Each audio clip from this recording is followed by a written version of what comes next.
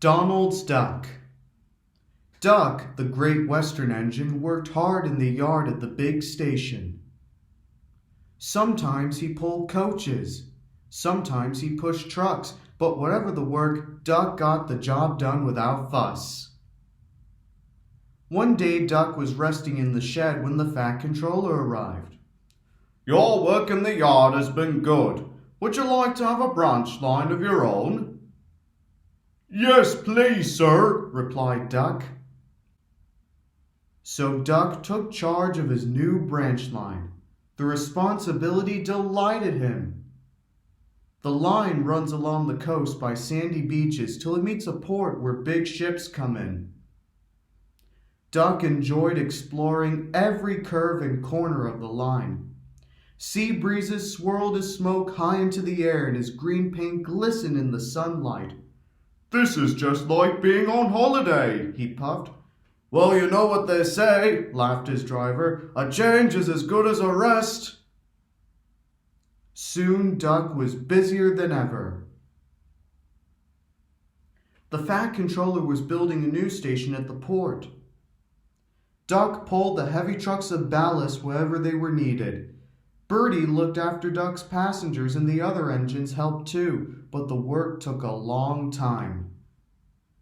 Noise and dust filled the air. "Don't worry," whistled Toby. "The station's nearly finished." "And on time too," said Duck thankfully. Duck felt his responsibility deeply and talked endlessly about it. "You don't understand, Donald, how much the Fat Controller relies on me."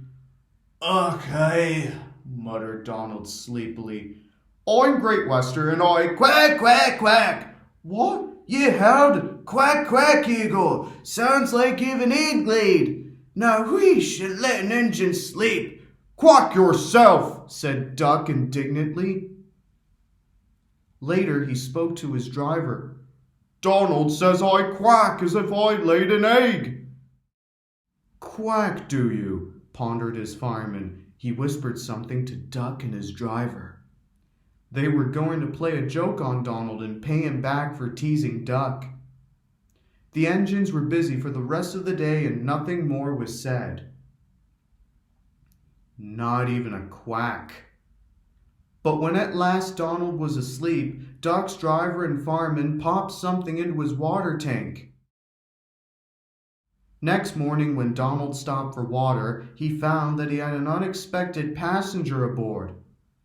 A small white duckling popped out of his water tank. "Know who's behind this?" laughed Donald.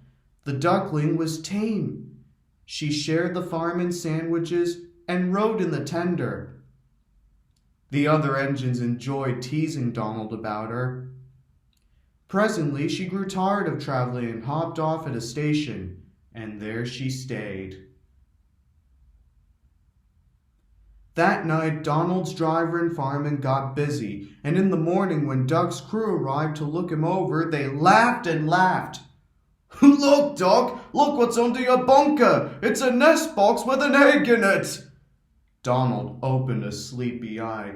Well, well, well! You must have laid in the night, Duck, all unbeknownst." Then Duck laughed too. "You win, Donald. It'd take a clever engine to get the better of you."